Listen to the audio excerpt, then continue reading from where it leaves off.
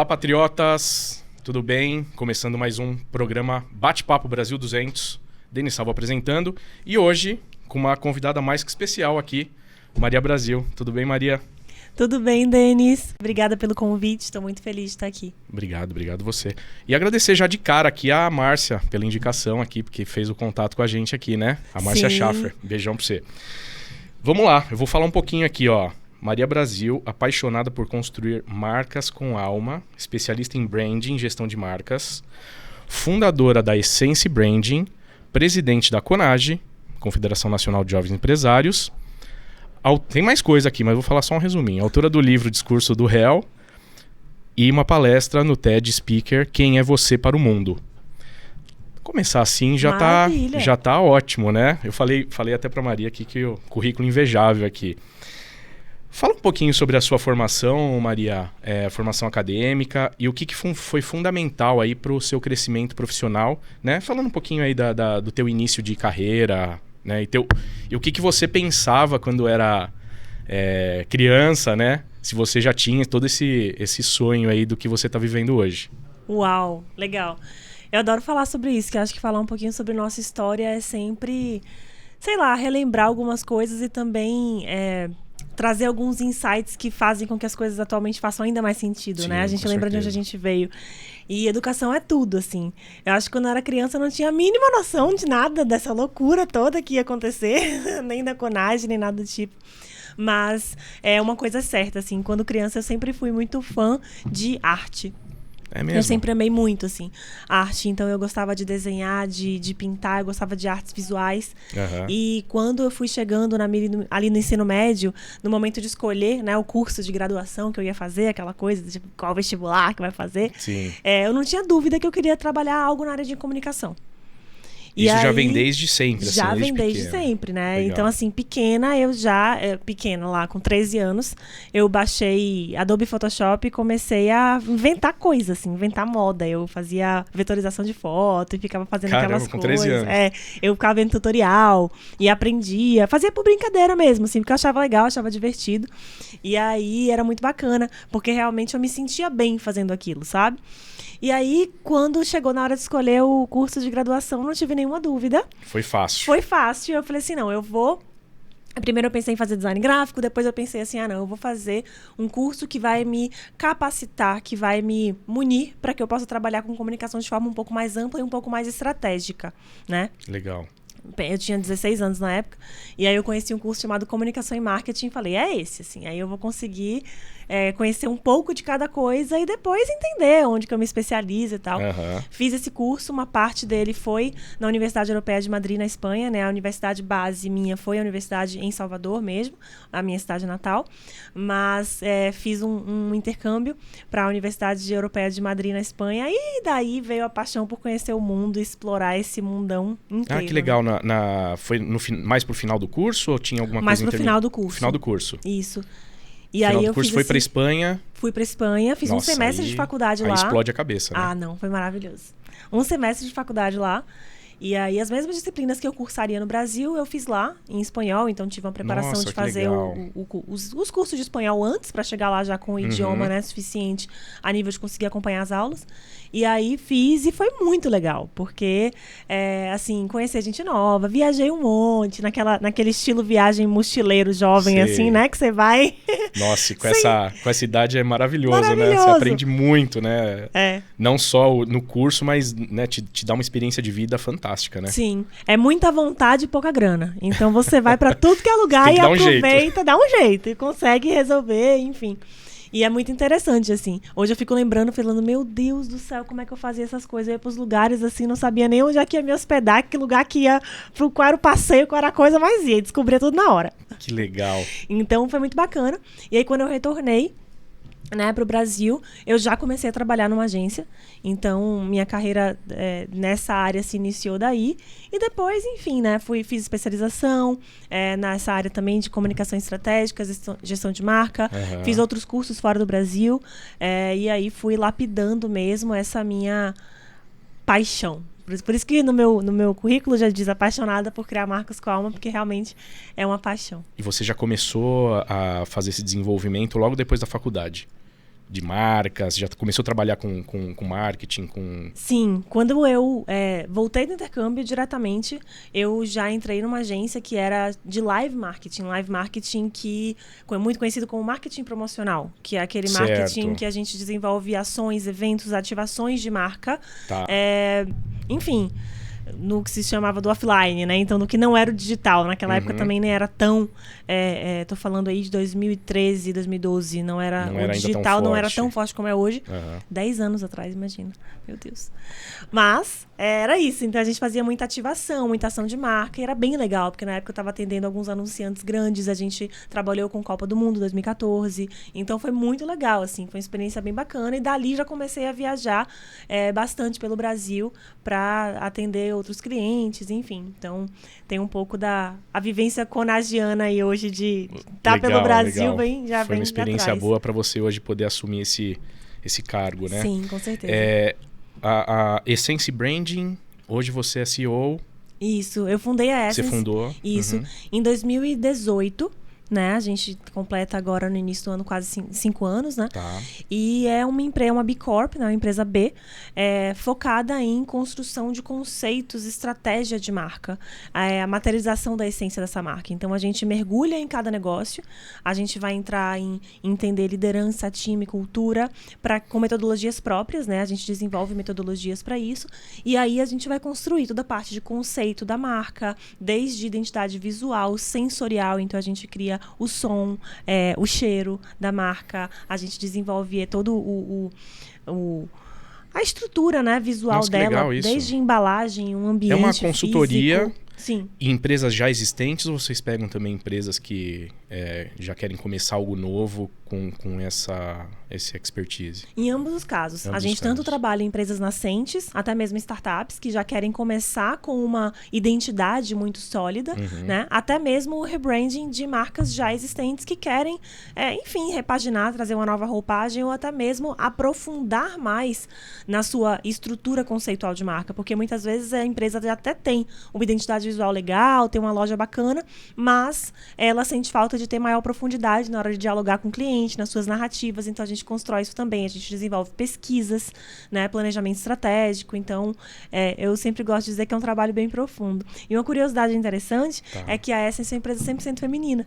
Então, lá, enfim, a cultura da empresa foi levando a um lugar onde a gente tem um time só de mulheres e acaba sendo super bacana. Caramba! Um time só de mulheres?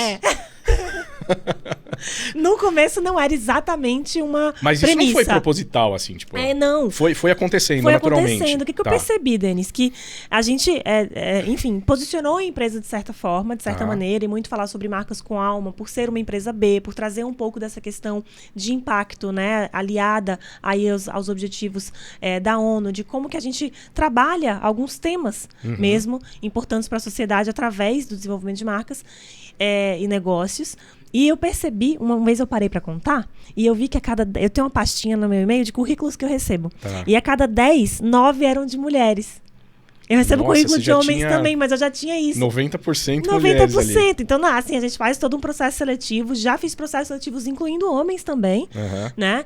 A gente tem uma consultoria que nos ajuda, com psicólogos e tal. Mas acaba que as mulheres tinham mais fit. E aí, quando... o fit cultural, né? E aí, quando a empresa foi se desenvolvendo, essas mulheres foram entrando, foi virando aquele ambiente que aí eu pensei assim, então agora... Agora ficou e acaba sendo muito bacana, assim. Acaba sendo algo que fortalece muito algo que a gente acredita, que é um tema que eu falo bastante, que é esse protagonismo das mulheres no ambiente de negócios, né? Sim. Então, acaba sendo tanto um laboratório quanto um reforço mesmo dessa crença que traz aí mais coerência para o nosso dia a dia também. Eu quero explorar um pouquinho esse assunto com você. Ótimo. Porque eu vi o TED, né, sua palestra no TED, achei bem legal. Você falou bem especificamente disso, né, das mulheres e tudo mais. Mas eu acredito que talvez o tipo de negócio que você tem, a mulher se encaixe melhor, até por não tem jeito, tem diferença homem e mulher, né? Tem essas diferenças. E certo tipo de trabalho, realmente as mulheres desenvolvem muito melhor que o homem, né? Eu acredito que seja o caso que acaba gerando até mais interesse da mulher para preencher uma vaga que você tem, né? Sim, com certeza. Eu acho que é aquela coisa de uma coisa puxa a outra, né? Então, assim, culturalmente as mulheres foram tendo mais fit com o trabalho que era desenvolvido ali. A gente preza muito por alguns valores, né? Como realmente de trazer o cuidado, a sensibilidade no trabalho. Eu acho que quem trabalha com conceito, quem trabalha com arte, precisa ter esse olhar bastante apurado, refinado mesmo. Então, as mulheres acabam trazendo esse olhar. É lógico que tem muitos homens profissionais excelentes no mercado, isso não é nada relacionado a gênero, mas acabou tendo esse, como eu falei, um fit cultural maior. E o que aconteceu também foi que, pelo nosso posicionamento, os clientes que nos buscavam no início da empresa, hoje já é bem mais misto, mas no início da empresa, especialmente, eram muito mulheres. Então, mulheres que tinham seus negócios ou líderes de negócios que desejavam ou que já enxergavam ali valor naquele tipo de trabalho. Legal. Então, acabava se tornando um mercado que também absorvia melhor isso. Então, enfim, como eu falei, além de ser uma bandeira que eu levanto bastante, a questão das mulheres no ambiente de negócios é algo que a gente vivencia muito de perto, né? Atualmente a Essence já tem aí, como eu falei, clientes de forma um pouco mais mista. Temos muitos líderes, homens, mulheres, todos muito integrados, mas sempre dentro dessa mesma filosofia, focada em construir marcas que tenham esse nível de profundidade, esse nível de assertividade, assim, com muito cuidado, assim, com cada detalhe. Isso é algo que eu prezo bastante dentro da empresa. Legal, muito bem. Daqui a pouco a gente vai ter que estar fazendo aí uma inclusão do homem no mercado de trabalho, viu? Olha! Não, mas vocês já estão muito bem incluídos há muito tempo. Tô brincando. Legal. Puxar um pouquinho do Conage, depois a gente volta para a palestra, falar um pouco do tema das mulheres no mercado de trabalho, né? Como que foi a sua entrada na Conage? Da onde surgiu? Como que funciona a indicação do nome para a presidência? Queria entender um pouquinho mais, mas antes falar um pouquinho da Conage mesmo. O que faz a Conage, para explicar para o nosso público. Ótimo. No Brasil 200. A Conage é a Confederação Nacional dos Jovens Empresários. É uma entidade sem fins lucrativos, fundada no ano 2000. Então agora a gente completa 22 anos, né? Até que é novo de história. aí, né? É relativamente nova, mas tem aí a sua história. Sim. E que tem como principal propósito a formação de liderança. Então, formar líderes para o ecossistema, né? Cultivar lideranças que geram prosperidade para o nosso Brasil. A gente fala muito legal. isso, né? Para o nosso país, para os estados, municípios, para os movimentos. Então, a Conage, enquanto confederação, ela é como esse guarda-chuva que vai associar, né? Que vai ali filiar no seu seio as entidades associativas jovens empresariais que existem nos estados ou municípios do Brasil. Então ela faz uma integração. Isso. Ela faz uma integração entre demais entidades e eu digo que a maior dor e a maior delícia da Conage são a mesma coisa, residem no mesmo detalhe, que é o fato da gente ser uma entidade multicasas. O que isso significa? A gente tem desde entidades independentes, como AGES, por exemplo. AGES são Associações de Jovens Empreendedores, que você vai ter isso pelo Brasil inteiro.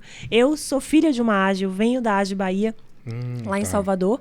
Em alguns estados, a exemplo do Goiás, quando você tem várias AGEs em vários municípios, elas se juntam numa federação, que aí são as FAGES.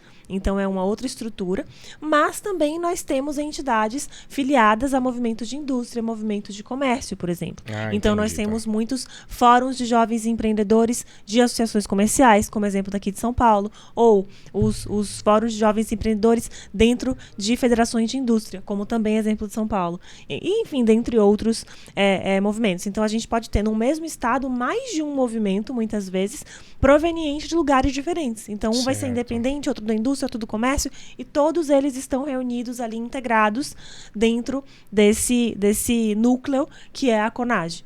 Então isso acaba sendo um negócio bacana por juntar todo mundo, integrar, mas também é um problema porque tem muitas diferenças aí entre as instituições de cada lugar aí do Brasil. Exatamente. É maravilhoso poder reunir todos eles e a gente consegue, por conta disso, ter uma visão bastante ampla e profunda sobre o que é o cenário, né, empreendedor nacional e os desafios que cada um deles vive. Então, a gente não fica isolado só dentro de uma única classe, uma única categoria.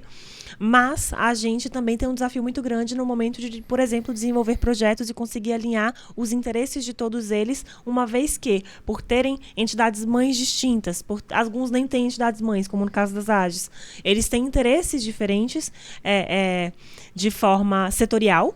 Então, muitas vezes, os projetos eles acabam tendo mais ou menos aderência para um lado ou para o outro. Mas essa é uma maestria, vamos dizer assim, que a Conage tem aprendido ao longo dos anos. Porque quando a gente reúne eles, a gente busca desenvolver os projetos que mais tenham em comum com todos. Então, acaba se tornando aí um desafio bacana, né? Porque é um desafio em que a gente, ao desenvolver um projeto, tem que pensar ele muito bem para que ele possa contemplar o máximo de necessidades e interesses possível. Entendi. Porque realmente, né? Cada região do Brasil você pode considerar um país ali, né? Exatamente. É muita diferença cultural, né? Você que veio, inclusive, né, da Bahia, você deve sentir muita diferença de uma cultura para outra aqui no Sudeste, em São Paulo, né? Sim, com certeza. E aí, pegando, assim, eixos continentais, né, que o Brasil tem, a gente pode dizer isso, a gente tem movimento em Rondônia, no Pará, a gente tem movimento no Paraná, interior, várias cidades do interior. Sei. Então, são culturas, como você mesmo trouxe, muito diferentes. E isso é maravilhoso, assim, isso é uma delícia. Nossas assembleias, elas são rotativas, né? A gente tem 4 assembleias gerais ordinárias por ano e elas rodam aí as regiões do Brasil. Então é muito legal, porque a gente encontra as pessoas, sempre tem gente nova, mas a gente vai reforçando os laços em lugares diferentes, sempre tem formas de a gente conhecer também aquele lugar, o pessoal se preocupa em construir agendas turísticas, então é bem bacana, assim. O Brasil é muito rico, né? Eu conheço o Brasil inteiro né? Eu tenho uma empresa, eu viajo bastante e você vê que realmente as diferenças são absurdas, assim, né? É muita diferença cultural de um lugar para outro, uma região para outra, né? Isso é muito legal, mas você integrar tudo isso, entender a necessidade de cada um, realmente é um desafio, né? Sim, é um desafio. Legal. E eu perguntei também sobre a sua chegada na Conage. A chegada na Como que Conage. foi, Maria? Pois bem. E aí essa chegada na Conage, ela se funde um pouquinho com a minha história como empreendedora, né? Porque em 2017 eu tinha um outro negócio antes da Essence, que era também uma consultoria focada em desenvolvimento de negócios, liderança, linkado aí a temas de nova economia mesmo, então falando de capitalismo consciente, empresas B, etc.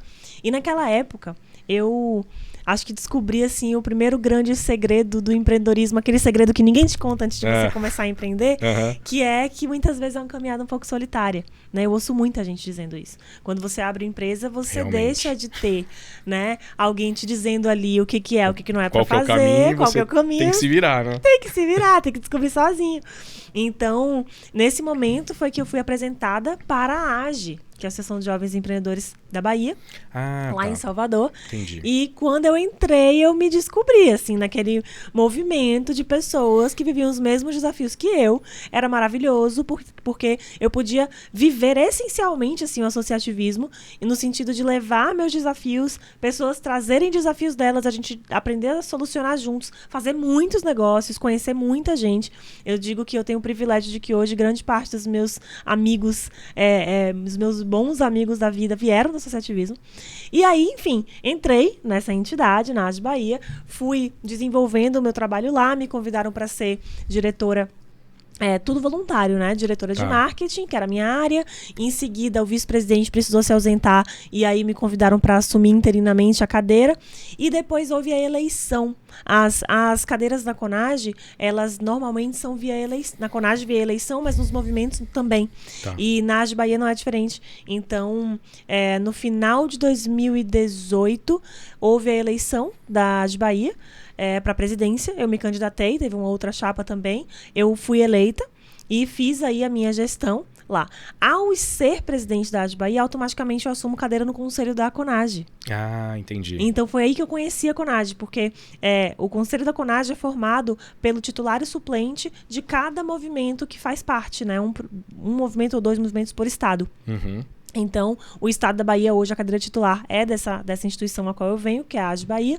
E lá comecei a frequentar as assembleias, as 4 anuais da Conage, como conselheira. E também, né, fui, enfim, desempenhando um papel ali, que quando chegou no momento da eleição, que foi em final do ano 2020, houve uma assembleia de eleição e também pleiteei ali por aquele cargo, fui eleita pelo conselho e desde então venho aí desempenhando as atividades. Ah, que legal. 2020 você começou então. Isso, é um processo eleitoral. Não, o início da gestão é 1º de janeiro de 21. Tá. Mas a eleição foi em novembro de 2020. Ah, legal. Nossa, muito, muito bacana, hein? Uma trajetória aí. E assim, né? Falei até no começo aqui, antes de começar a entrevista, você é super nova, né, Maria? Você já tem um currículo invejável aqui, um monte de função, muito bacana. Parabéns, viu? Muitíssimo obrigada. É muito bonito de ver assim, uma pessoa se empenhando tanto, se dedicando tanto, né? Com tão pouca idade. E puxando esse gancho, como que você está vendo jovens hoje, né? Com toda essa mudança estrutural que teve com internet, com rede social, você vê muito a juventude um pouco perdida. Eu, pelo menos a minha concepção, é o que eu vejo, né? Com tudo isso, é muita mudança em pouco tempo, né? Eu, pelo menos, eu tenho 46 anos. Eu não peguei essa mudança tão radical, igual os jovens pegaram hoje, né? Essa geração aí de 2000, né? Os millennials e tudo mais. Como que você está enxergando isso? Você que vive aí o dia a dia. O que o jovem quer? Ele quer empreender? O que você enxerga aí desse movimento da juventude? Uau! Olha, eu adoro esse tipo de pergunta, mas para mim é o tipo de pergunta que assim, a gente podia tomar uma garrafa de vinho inteira falando disso, porque eu adoro filosofar desse assunto. Tá, vamos, mas, assim, vamos tentar condensar. Condensar aqui, não, porque é muita coisa mesmo, assim, de fato. Eu acho que não só o jovem, mas todo mundo hoje em dia, como você falou, na internet, redes sociais e tudo isso, todo esse impacto, essa pressão que a gente vive, essa efervescência de conteúdo e informação na nossa frente. Muita informação. Isso gera uma abertura de possibilidades tão grande que naturalmente vai ocasionar numa ansiedade, porque a gente tá Sim, exatamente. Assim, exposto a muita coisa ao mesmo tempo. É tudo muito imediato, tudo né? imediato, e a gente precisa estar ali up to date com isso, né? É o tal do FOMO, que é o Fear of Missing Out. Pra quem não conhece o conceito, né? Aquele medinho de ficar de fora das coisas, porque é tanta coisa acontecendo, assim. E é interessante porque eu vim morar em São Paulo há cerca de 8 meses, e falaram pra mim, assim, São Paulo é o conceito do FOMO, porque sempre vai ter alguma coisa acontecendo que você não vai conseguir. E você olha lá e fala, nossa, fulano foi nossa, eu não me fui chamado e tal. E você fica maluco, sempre tem 1 né? milhão de coisas acontecendo na cidade, né? Uma cidade que é efervescente. Você vai acordar e vai dizer, uau, ontem teve esse show imenso e eu nem fiquei sabendo. É a cara de São Paulo. Então, eu acho que... E por que eu tô falando isso? Porque eu acho que isso é com todos os indivíduos. Só que, como você falou, você tem 46 anos. De repente, para você, a pressão com relação à questão de conteúdo, rede social, ela vai ser um pouco menor, porque para um jovem que está iniciando a sua carreira agora, ele tem tantas coisas, tantos caminhos que ele vai precisar trilhar, que fica muito mais confuso. Quem já tem alguma base, né, já iniciou isso há algum tempo, pelo menos tem um trilho. Sim, e eu sinto que certeza. O jovem hoje, ele tá com essa imensidão de possibilidades, gera aí uma ansiedade muito grande, o que leva para várias questões aí psicológicas e, enfim, que a gente sabe que tem acontecido, mas principalmente para que esse jovem tenha aí essa ansiedade na busca de encontrar os seus próprios caminhos. E eu acho que é esse lugar que o jovem está hoje, assim. Essa necessidade de encontrar a sua própria jornada, encontrar o seu próprio caminho, entendendo que não é mais como antigamente, em que você faz um vestibular, cursa um curso superior e você vai ter a garantia de ter um bom emprego, ou um bom emprego que você vai ter estabilidade por muitos anos. Eu brinco que era o sonho do meu pai, que eu fizesse concurso público. Exato. Ele sempre falava assim, se você tivesse passado um concurso público. Eu dizia, Banco do Brasil. Era o Banco do Brasil. Era o Banco do esse Brasil. mesmo que ele queria. Não precisa nem... Foi Quando fácil, eu tava ali batalhando no trabalho, em agência, ralando, ele dizia, minha filha, se você estivesse trabalhando no Banco do Brasil, tava tranquila. Tava com tudo certo. E se aposenta com integral, bem tranquilo, e passa a vida ali naquele... Era o sonho. Era o sonho. E assim, eu consigo compreender o sonho, porque eu acho que gerações que vêm de períodos de muita escassez e de muita crise, elas tendem a prezar por essa segurança e essa estabilidade. E assim, é muito natural isso. Então eu admiro, eu reverencio isso. Eu sou uma jovem que eu busco olhar para frente, mas eu também busco reverenciar muito atrás, porque eu acho que foi isso que nos construiu. Claro. Então, eu entendo esse posicionamento, mas para minha vida e para minha estrutura, e falando dessa historinha do meu pai, para mim aquilo nunca fez sentido, porque eu dizia, como eu vou trabalhar 30 anos no mesmo lugar? Fica inconcebível, né? É inconcebível, assim. Como que eu não vou criar? Como que eu não vou pensar em 1000 possibilidades. Então, acho que essas 1000 possibilidades, que são algo muito bom, também são algo muito ruim, porque às vezes o jovem, Perfeito, né, quer fazer tudo e acaba não concretizando nada. E não foca em nada, E né? não foca em nada, que é, por exemplo, uma virtude muito bacana das gerações anteriores, que era você ali ralar, batalhar e construir tijolinho por tijolinho. Eu acho que o jovem de hoje, ele não é só ansioso no sentido de querer fazer tudo, mas ele é ansioso de querer fazer tudo rápido, porque a rede social nos provoca isso. Então, existe uma ansiedade pelo sucesso muito grande. Eu acho que se vendeu muito o sucesso instantâneo, né? Sim. Por muito tempo. Você pega aí as redes sociais 3, 4 anos atrás, até um pouquinho mais, mas era sempre o sucesso imediato, as startups, e aí acaba virando o sonho de todo mundo, né? Sim. Fazer algo que você faz em casa e que fica milionário. Exato. Né? Então, não se tem um meio termo. E muita gente ganhou dinheiro vendendo essa fórmula que acaba não existindo, né? Sim, sim, com certeza. Então, isso acho que gera realmente uma ansiedade muito grande e te tira o foco do que você realmente talvez queira fazer, né? Sim, mas com certeza. E assim, eu coloco nesse pacote aí o jovem como um todo, mas eu acho que o jovem, o Gen Z, né, que se fala hoje, nascidos após o ano 2000, eles ainda têm mais essa camada de ansiedade, porque no quesito de já nasceram na era digital, então essa necessidade do estar conectado é muito maior. Se pra gente já é muito grande, pra quem já nasceu assim é muito maior. Então, realmente, enfim, é algo que eu observo. E no que concerne ao empreendedorismo, eu acredito que sim, os jovens eles querem mais, eles querem empreender mais, eles têm mais esse desejo, e eu me incluo nesse pacote também. Eu acho que isso é extremamente positivo, né, que o jovem ele queira criar, porque o empreendedorismo é sim o que cria soluções para a sociedade de modo geral. Então, sim, faz muito sentido isso, desde que venha acompanhado de um certo nível de resiliência. Né? Então, ele entender pra que... não desistir tão fácil ali com né?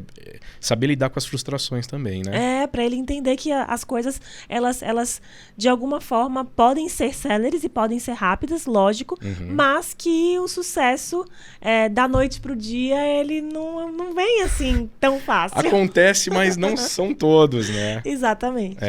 Olha, eu acho que as profissões mais antigas vão ser muito escassas, né? Vai ser muito difícil ter gente para preencher as vagas.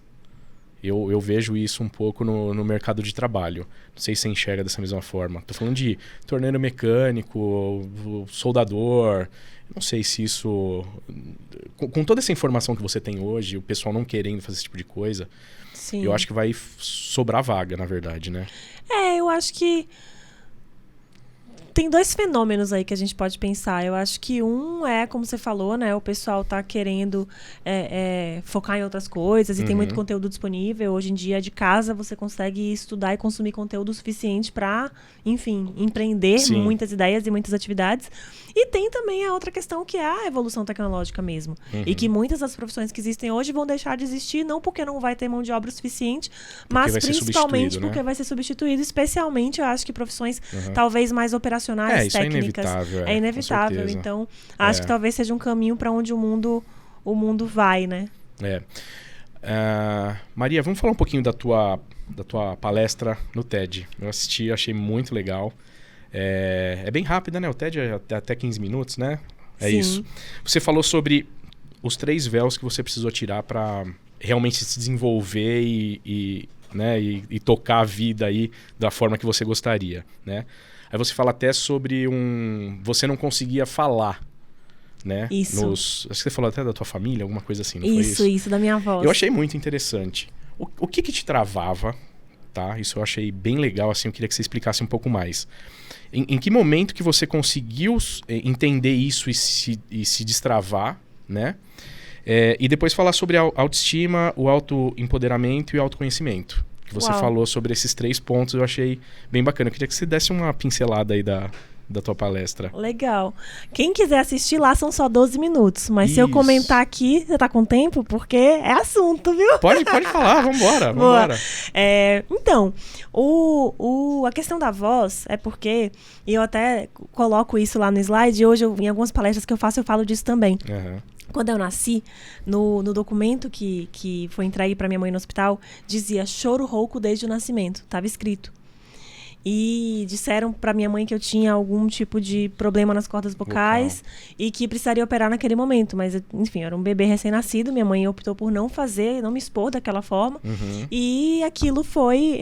eu cresci com essa situação em que, enfim, me disseram que eu tinha uma das pregas vocais paralisada e isso fazia com que minha voz ficasse um pouco mais rouca e talvez um pouco mais fraca. E ao longo da vida, especialmente na infância, a minha voz era muito fininha. Fininha, tipo assim, um gatinho. E aí eu tinha um tio que dizia, Maria não fala, Maria mia. E às vezes era muito difícil para mim conseguir me colocar. Eu lembro que eu ia apresentar trabalho de escola e as professoras diziam, respira Maria. E eu não tava com falta de ar, era só porque dava a impressão de que eu não tava conseguindo me expressar, conseguindo falar. E eu acho que um grande ponto, assim, de virada foi quando eu comecei a entender que eu tinha algo para querer compartilhar com as pessoas. O empreendedorismo me trouxe muito isso, né? Assim, eu acho que eu tenho algo para compartilhar, eu quero falar, eu quero, enfim, pessoas que queriam escutar o que eu tinha a dizer. E eu comecei a realmente me treinar para essa fala em público mesmo, fazendo cursos de oratória e etc. E nesses cursos, que inclusive me prepararam para fazer o TEDx, eu me descobri, assim, de certa maneira, porque, primeiro que eu não precisaria ter uma voz forte, potente, imponente para conseguir falar, né? Que é tudo, a gente consegue, né, fazer a nossa voz ser ouvida da forma como ela é, enfim, trabalhando algumas técnicas, claro. Fiz fonoaudiólogo por algum tempo, mas eu acho que principalmente quando eu entendi que mais importante do que a forma é a mensagem. Né? É o conteúdo. Então, isso foi algo muito interessante, até porque o meu professor de oratória, ele é também professor de filosofia. Então, eu lembro que as minhas aulas que eu ia fazer, a gente ficava mais tempo conversando do que treinando. Legal. E era interessante, porque trazia muito essa visão, assim, do mas por que você tá falando? Se é para trazer algo que você acredita, então vai ter alguém que vai querer te escutar e apenas vai de coração aberto. E eu acho que esse foi a grande virada de chave, assim. Tá, porque tinha um fator psicológico aí forte, né? Exatamente. Que é implantado, né, desde a infância. Então, e você ouvia ainda, nossa, ela mia, fala mais alto, sei lá. Então, na criança, isso deve ter um efeito muito devastador ali, né? Então, eu prefiro não falar então, porque eu vou escutar alguma coisa que eu não quero ali, né? É o medo do julgamento, né? Dizem que o segundo maior medo da humanidade depois de morrer é falar em público, né? Tem pesquisas que dizem isso. Exato, mas é legal você trazer esse ponto, porque acho que a grande maioria das pessoas tem muita dificuldade com isso, né? Sim. Muita dificuldade. E muita gente hoje em dia olha pra mim e fala, meu Deus, como é que você consegue chegar e falar com tanta naturalidade pra tanta gente? É verdade. E eu acho que a questão toda não é a técnica, a questão toda é a cabeça, como você mesmo trouxe, é psicológico. Então, no momento em que eu entendi que eu tava ali como um mero instrumento de passar uma mensagem pra alguém, eu deixo de lado o julgamento de acharem que... Por exemplo, quando eu fui fazer essas aulas, o professor me perguntava assim, mas por que você vai falar em público? Eu dizia, porque eu quero passar a mensagem. Por exemplo, no meu TEDx, eu tenho algo que eu quero dizer. Ok, se você tem algo que você quer dizer, então se enxergue enquanto apenas uma ferramenta. Eu sou uma ferramenta que subo no palco para falar alguma coisa. Mensagem. Se a pessoa vai me achar feia, bonita, alta, baixa, dela, gorda, não magra, seu. isso não se diz mais respeito, porque o objetivo ali não é o que ela pensou sobre mim, mas se a mensagem foi passada. Se a mensagem foi passada com qualidade, de forma assertiva e a pessoa conseguiu compreender, minha missão foi cumprida. Perfeito. Então, quando a gente pensa dessa maneira, pelo menos pra mim, na minha experiência, funcionou muito para que eu perdesse esses medos do julgamento e conseguisse simplesmente me expressar. Nossa, perfeito. Mas eu não tô dizendo que o medo do julgamento foi embora todo, não, tá? Tô dizendo assim, que dá olha, uma Maria, ajudada.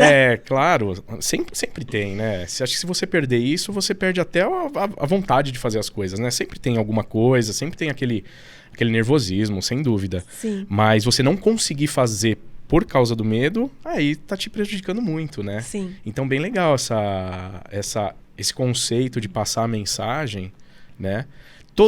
Não tem jeito. Uns vão gostar, outros não vão gostar. E sempre vai ser assim. Então, realmente não depende de você, né? O julgamento é um problema da pessoa ali. E se não gostar, tá bom, Sim. não vê mais, não assiste mais e tá ótimo. Perfeito. Mas você tem que continuar, né? Isso é uma missão importante, né? Exatamente. E uma coisa que eu aprendi também nesse tempo é que o julgamento, ele diz mais sobre o outro do que sobre mim. Então, com certeza. quando a gente, de alguma forma, entende isso, ou pelo menos tenta se lembrar disso, porque eu sei que é difícil, e é difícil pra mim também, não zerei a vida, não, eu só tô aprendendo igual todo mundo. Mas quando a gente entende isso, eu acho que é quando a gente realmente consegue ir desvendando isso tudo. E aí, eu contei essa historinha porque você me perguntou sobre os 3 véus.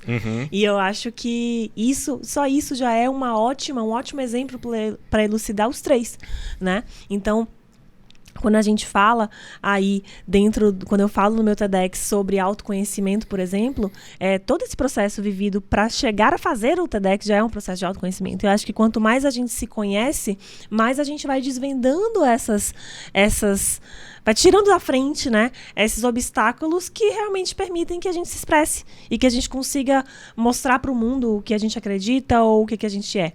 Quando eu falo sobre o apoderamento, não é o empoderamento, é o apoderamento, é verdade, que é você se apoderar, então você tomar o poder de algo, né? É você entender quem você é e você dizer, isso é meu, eu sou isso. E é por isso que o título do TEDx é Quem é você para o mundo? Né? Então, do que você se apoderou para que você dissesse quem você é para o mundo? Quando eu falo sobre branding, muito do início da minha carreira eu falava muito de branding pessoal, né? E o branding pessoal, eu sempre dizia que era você escolher um território que você quer atuar e você fincar sua bandeira ali e dizer, essa terrinha aqui é minha. E eu vou falar sobre esse assunto. E eu quero que as pessoas me reconheçam por esse assunto, por esse tema, por essas características. Perfeito, então, isso é você isso. realmente entender qual é aquele território que você vai se apoderar, né? Para poder mergulhar dentro daquilo. Então, eu acredito que quando a gente fala sobre, talvez essa historinha aí da oratória da voz seja uma ótima forma de mostrar um pouco sobre como que eu fui construindo mesmo essa jornada e como mulher também, né? Mencionei sobre a CONAGE, mas sou a primeira mulher presidente da CONAGE. Acho que eventualmente a gente falaria disso alguma hora. Eu acho que tem muito a ver, assim, porque realmente são características que a gente vai descobrindo ao longo da vida sobre nós mesmos e que quando a gente tem a oportunidade de estar nesses lugares, sentar nessas cadeiras, como agora eu tenho a oportunidade de estar na CONAGE, a gente simplesmente deixa tudo isso transparecer através do nosso trabalho.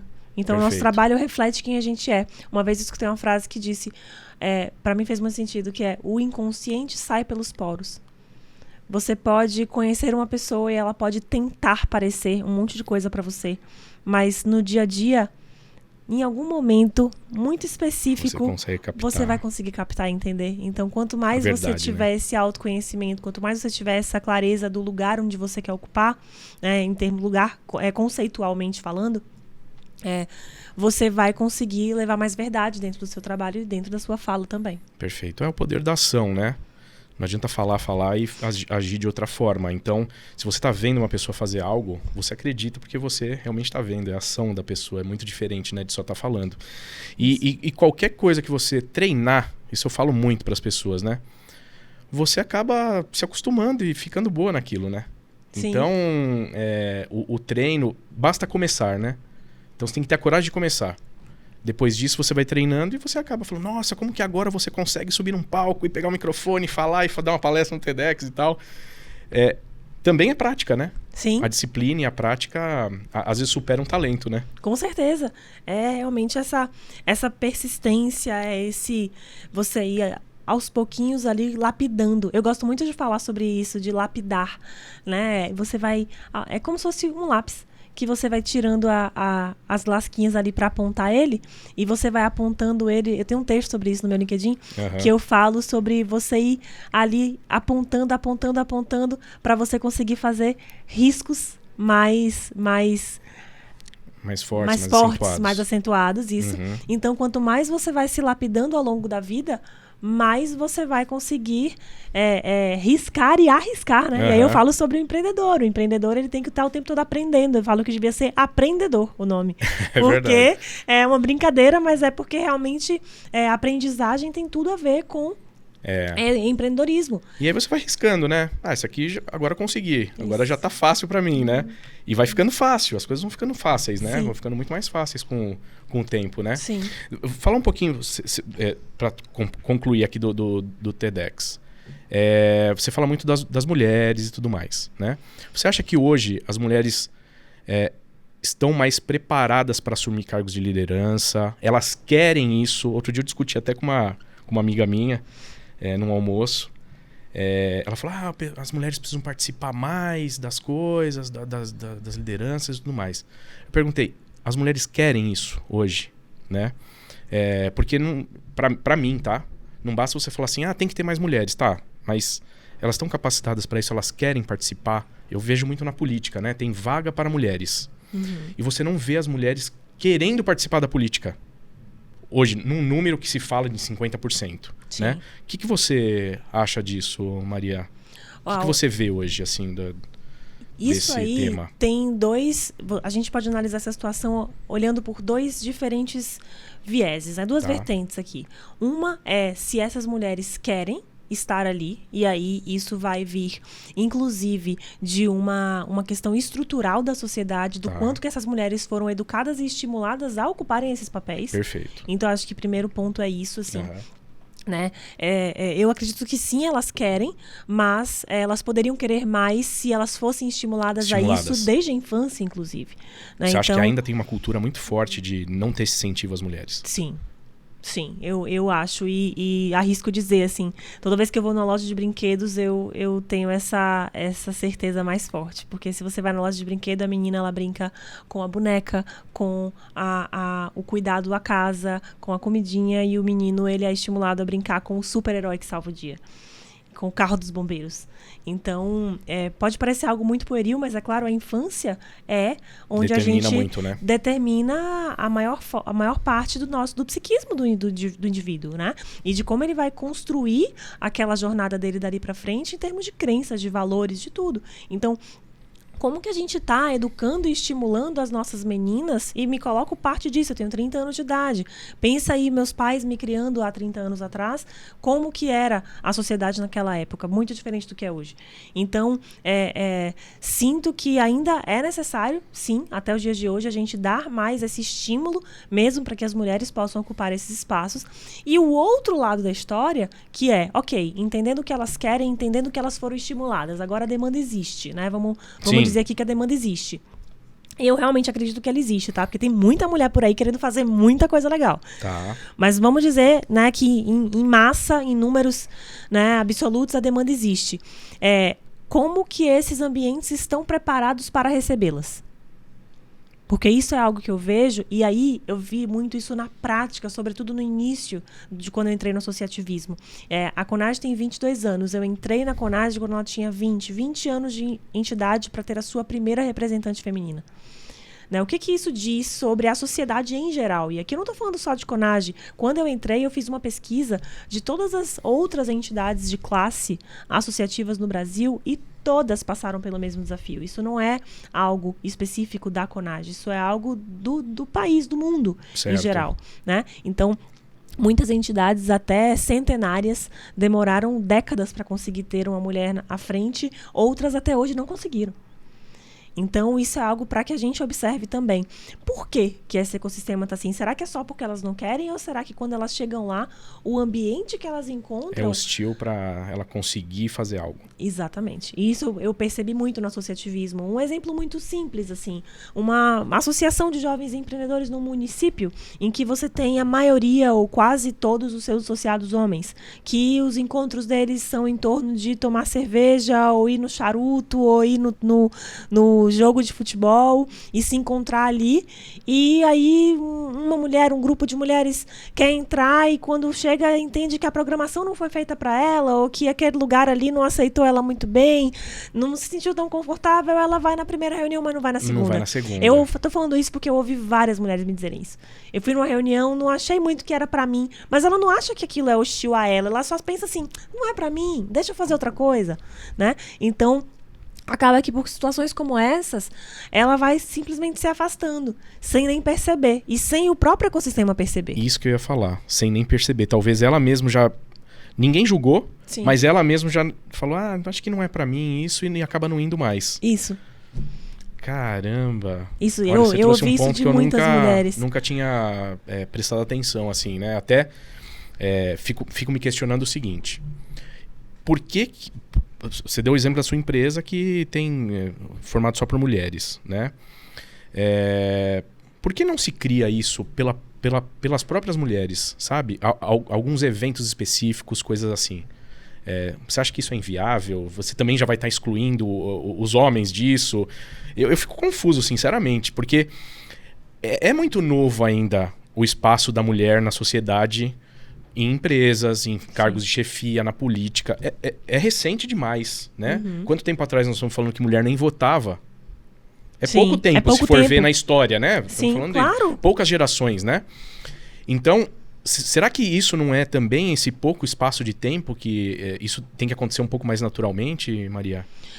Isso que você trouxe sobre as mulheres terem essas iniciativas, isso já está acontecendo e isso é maravilhoso. Legal. Inclusive, eu acho que isso é grande parte da cura do processo, né? Então, grupos de mulheres... Isso, tem iniciativa delas mesmo de mulheres fazer algo mais empreendedoras. específico, né? A gente fala hoje sobre, sei lá, fundos de investimento focados em mulheres, venture capital, tudo que a gente puder ir direcionando, e aí falando do empreendedorismo, né, que é a minha área de atuação, para estimular essas mulheres a estarem ali. Perfeito, isso Tudo é muito isso legal. é maravilhoso. E eu acho que isso sim é parte do processo para a gente começar a transformar. Mas isso sozinho não resolve o problema, porque a gente precisa também que os homens façam parte dessa transformação. Perfeito. E isso é algo que eu falo muito, assim. É muito bacana ter vários grupos de mulheres, eu participo de vários. Mas é preciso que os homens também sejam aliados nessa causa. Perfeito. Porque não é só as mulheres se juntarem e aí, de repente, criar essa diferença, né? Eu acho que é os homens entenderem que querem que as mulheres estejam perto. Porque senão vira um negócio... Inverte, né? Fica só mulher num lugar e o homem já também não pode participar. Eu vi até um caso no Shark Tank, que foi lá um grupo de mulheres falando sobre um coworking só para mulheres. Mas aí elas foram tão incisivas nisso que eu falei assim, se eu fosse homem lá para investir, eu ia falar, mas dinheiro de homem pode entrar no seu coworking? Pode e deve, né? Eu não sei o que elas responderam, mas na minha opinião. Mas foi tão que eu acho que desnecessário total, batendo nos homens. Nem todos são, né, machistas e acham que tem que... Então, assim, eu acho que tem que ter um certo equilíbrio nisso também, né? Começar já meio equilibrado, senão acaba virando um outro clube que o homem também não faz parte e se sente excluído e acaba não achando interessante fazer algo em conjunto, né? Então, certas coisas me deixam confusos no que seria o ideal, né? Para se ter um interesse maior das mulheres em determinados assuntos. Sim. Né? Eu vejo muito isso acontecer na sociedade, assim, no dia a dia. Não me interesso muito por isso porque esse é assunto de homem. Entendeu? Mulheres falam isso. Então, realmente, é uma cultura que vem de muitos anos que as mulheres têm que se integrando e achar que tem que fazer parte daquilo, né? Sim. Assim, eu particularmente não acredito que um ambiente... como você trouxe o exemplo do coworking ou qualquer outro ambiente composto exclusivamente por mulheres, seja algo que vai excluir os homens. Até porque os homens, eles têm muitos outros lugares, muitas outras posições já bem estruturadas, né, bem estabelecidas. Nem acho que vai acontecer o caso de inverter. Eu não, particularmente, deu uma exagerada aqui para trazer uma polêmica também. Isso rolaria, Mas, vamos para descontrair. Mas eu acredito que esses ambientes, eles são importantes para que essas mulheres encontrem um espaço de segurança psicológica. Que muitas vezes legal. é o que falta para que elas desenvolvam isso tudo. Eu digo isso porque, por exemplo, eu conheci o associativismo através de um café de mulheres que a AGE Bahia fez. Eu fui num café de mulheres, foi o primeiro evento que eu fui na minha vida de associativismo, assim, eu não sabia o que era nada disso. E aí eu me senti tão confortável ali que depois disseram assim, olha, mas para você ir pro outro café, pro segundo café, você tem que primeiro se associar lá na associação. Eu quero. Aí eu falei, eu quero. E lá na associação, claro. E aí conheci muitos homens e me integrei, um ambiente misto, super bacana. Mas o que me levou ali no primeiro momento foi aquele grupo de mulheres. Porque realmente eu me senti assim, poxa, eu sei que lá eu vou, para uma primeira visita, eu não conheço ninguém. Eu acho que talvez seja um pouquinho mais confortável do que eu chegar num ambiente com um monte de gente que eu, sei lá, não sei como é que eu vou me sentir. Entendi. Então, para muitas mulheres que vivenciam isso, esses espaços, e eu imagino essa questão do coworking, eu não assisti esse episódio, tá? Nem sei onde é, mas eu imagino que são espaços de segurança psicológica, onde você consegue se sentir mais acolhida ali. Certo. E falando de um coworking, sei lá, muitas mulheres que são mães, que poderiam querer levar os filhos, que poderiam falar sobre esses assuntos, e aí elas acabam tendo aquele ambiente ali mais agradável, mais aberto a elas, e isso vai gerando outras conexões.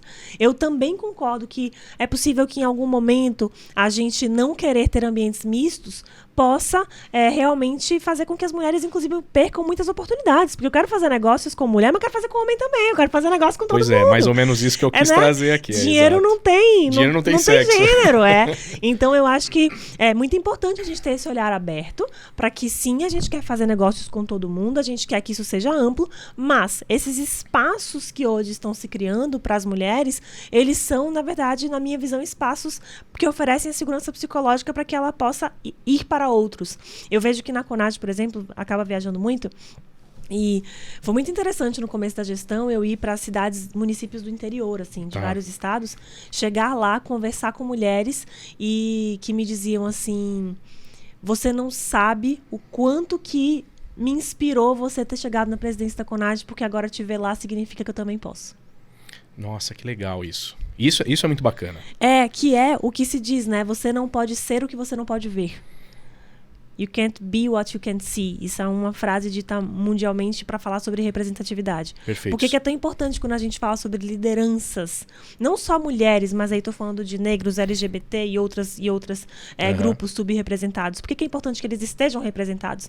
Porque é importante que as pessoas que fazem parte desses grupos vejam que elas também são capazes de chegar lá. Então, agora que teve uma mulher na presidência da CONAD, é muito mais fácil para que outras cheguem e digam assim, olha, mas ali é lugar para mim sim. Ali eu posso ir sim.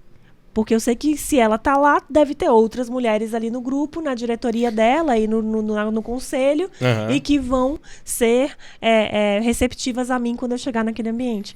Então eu acho que é um pouco sobre isso. Nossa, é engraçado, né? A gente não imagina que a pessoa tem essa insegurança de achar que não consegue, até ver uma pessoa, né, uma mulher que tá lá e virou presidente e tudo mais, falou, pô, agora eu acredito que existe essa possibilidade, né? Sim, é muito inconsciente, tá? Muitas vezes não é algo que a gente pensa assim, então porque nunca teve, quer dizer que eu não posso? Não, não é assim. A gente sabe que pode. Fica ali martelando. Mas fica ali martelando. É a mesma coisa sobre liderança, Denis. Eu falo muito sobre liderança feminina.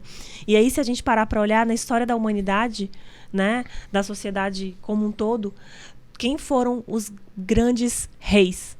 Os grandes imperadores? Os grandes representantes globais em guerras, praticamente todos homens. Todos né? homens, os grandes presidentes históricos de todos os países. Então, quando a gente vai falar sobre liderança, o que é o arquétipo dessa liderança, a gente vai estar percebendo não só exemplos masculinos, mas padrões de comportamento masculinos. E aí a gente podia, de novo, passar a noite toda falando disso. Nossa, aí tem que puxar muito na história, né? Porque realmente a gente está falando... Pra ver de onde tudo isso surgiu, por que isso... Então, você hoje ter uma liderança feminina, seja na política, seja numa empresa, seja onde quer que seja, que ela consiga liderar com assertividade, com resultado, com foco, de uma maneira bacana, aquele empreendimento qualquer que ela esteja ali à frente. E ainda assim, ela consiga ser capaz de preservar a sua essência. Isso é muito potente. Porque a gente está falando de uma pessoa que está indo contra o que a história trouxe, né? O que o histórico da humanidade falou, que não era para ser assim ou que assim ela não ia conseguir. Porque ela é fraca, porque ela é ingênua, porque ela é, enfim, é frágil. Como? Sabe? Então eu acho que quando a gente começa a enxergar de uma outra forma, a gente percebe a potência que tem a gente trazer esses novos ou essas novas representantes para esses lugares, essas posições de visibilidade, de voz, porque eles puxam muitas outras pessoas e renovam o ecossistema. Perfeito. É um ponto de vista muito bom, viu, Maria? Acho que é bem interessante trazer esse assunto, porque fica muito... o pessoal confunde um pouco algumas coisas, né? Tem muita lacração também no meio disso, que acaba atrapalhando, eu acho. Acaba atrapalhando a real a real conquista das mulheres, né? Então, o ponto de vista trazendo, para mim, é perfeito. Concordo com você com tudo. E é difícil, hein? Eu tenho alguns conceitos meio radicais com isso, assim, né? Principalmente com lacração e tudo mais, de ter que aceitar algumas coisas. Assim, eu prezo muito pela liberdade. A liberdade individual tem que ser preservada a todo custo, para mim. Então, a partir do momento que você não tem liberdade para falar o que você pensa, para mim tá errado, né? Sim. Então, assim, esses pontos de vista que você trouxe são perfeitos. Gostei bastante. Obrigada.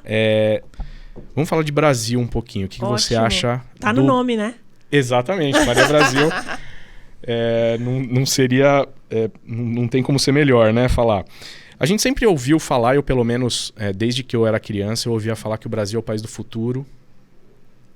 E eu tô com 46 anos, eu não vi esse futuro chegar ainda. Nem tô reclamando, eu acho o Brasil maravilhoso. Acho que a gente tem que fazer a nossa parte principalmente na área política. A política foi abandonada no Brasil pelas pessoas capacitadas. E a gente está retomando isso agora. Eu vejo esse movimento muito forte. A gente trouxe alguns entrevistados aqui para candidatos a deputado federal, deputado estadual. E eu vejo que as pessoas que vieram aqui são muito capacitadas. São empresários, o pessoal que estudou muito. São pessoas que não precisam da política para sobreviver, né? Então, eu acredito que é isso que o Brasil precisa para se desenvolver na política e como um país aí de muitas riquezas, né, naturais. O que você espera do futuro do Brasil, né? Principalmente falando da juventude? Qual que é a tua visão geral para o Brasil daqui a alguns anos? O que você está enxergando agora com todo esse movimento político, com essas novas eleições, esse congresso novo? Queria saber um pouco sua visão sobre isso. Legal. Eu sempre digo que o Brasil ele é um país que ele tinha todas as ferramentas para conseguir ser uma potência, porque a gente tem assim tudo de mais incrível que um país pode ter, né? Aqui dentro, no nosso território, a gente tem gente capacitada, a gente tem gente inteligente, a gente tem tecnologia, a gente tem riqueza, a gente tem riquezas naturais, belezas, um potencial turístico imenso em várias formas. Mas infelizmente, quando você fala assim, né, porque eu não vi esse futuro acontecer, eu acho que é uma frustração da maioria dos brasileiros. Porque a gente sabe que tudo está aqui, mas e aí? Por que a coisa não vai? Patina e não vai, assim. E eu acho que tem um fator que é preponderante e isso sei lá, acho que isso é suprapartidário, pode-se dizer assim, porque não tem a ver com ideologia, não tem a ver com nada, que é a questão de que acho que todo mundo deve concordar assim com isso de alguma forma, ou pelo menos se identificar, que nenhum país consegue se desenvolver quando a sua população não tem educação. Perfeito. A gente nunca vai conseguir ser o país do futuro enquanto grande parte dos nossos jovens, e aí estou falando de novo, né, da minha área de atuação, que é o jovem hoje no Brasil, saem do ensino médio sem saber ler direito, escrever, compor uma redação, fazer um cálculo matemático.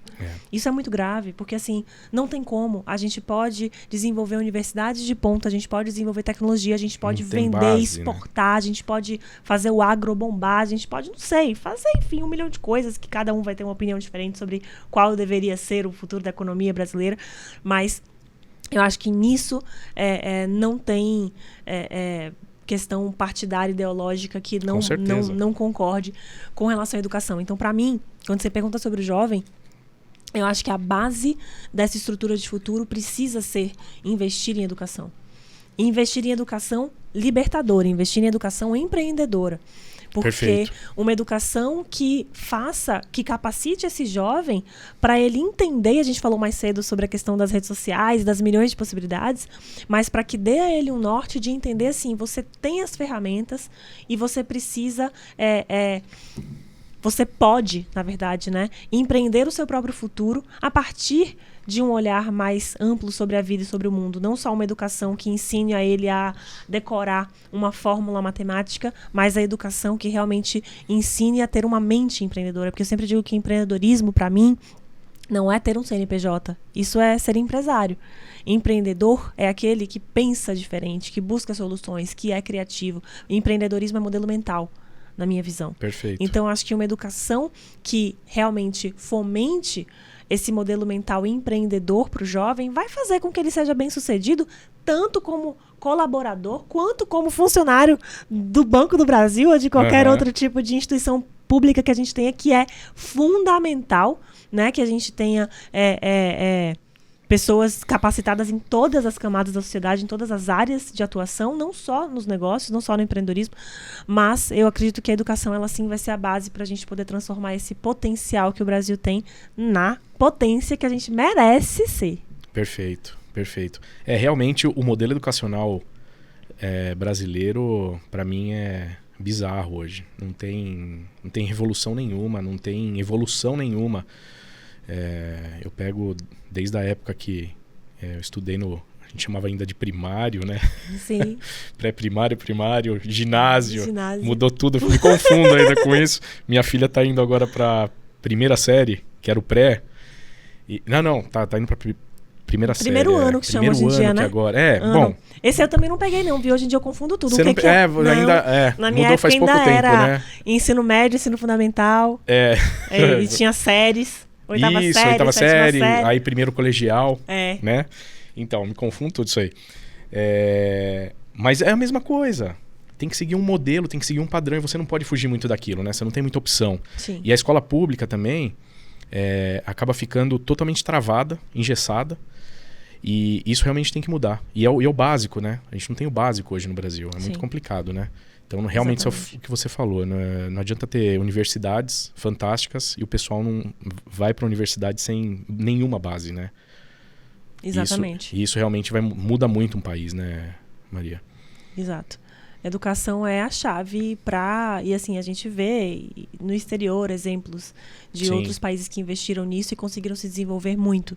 A questão é que realmente educação é algo para ser feito no longo prazo. Né? Não é investindo hoje que vai colher os frutos amanhã. Esse é o problema, é o longo prazo, né? É o longo prazo. Bom, estamos chegando ao final. Uau, já? Eu nem vi o tempo passar, meu Deus. Bom, mas eu queria que você fizesse as suas considerações finais e passasse o Instagram do Conage, o seu, pessoal, se você quiser também passar, para o pessoal seguir. Claro, com certeza. Para seguir a Conage é @ConageOficial, Conage com J, né, dos jovens empresários, CONAJE, Conage Oficial. E o meu é o Mari, com I, Brasil, _.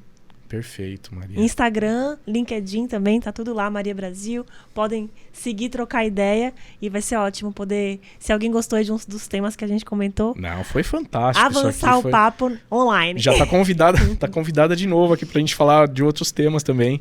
Que foi bem legal. E a gente foi até... Eu participei, não fiquei muito tempo, do congresso. Foi bem bacana. Parabenizar até o congresso. Tem alguma coisa na internet? Vai sair alguma coisa? Algum vídeo? Alguma coisa ou não? Tem o vídeo final que a gente vai disponibilizar, que tem um trechinho assim de cada momento, né? Legal. E, enfim, foi nas nossas redes sociais também tem algum conteúdo.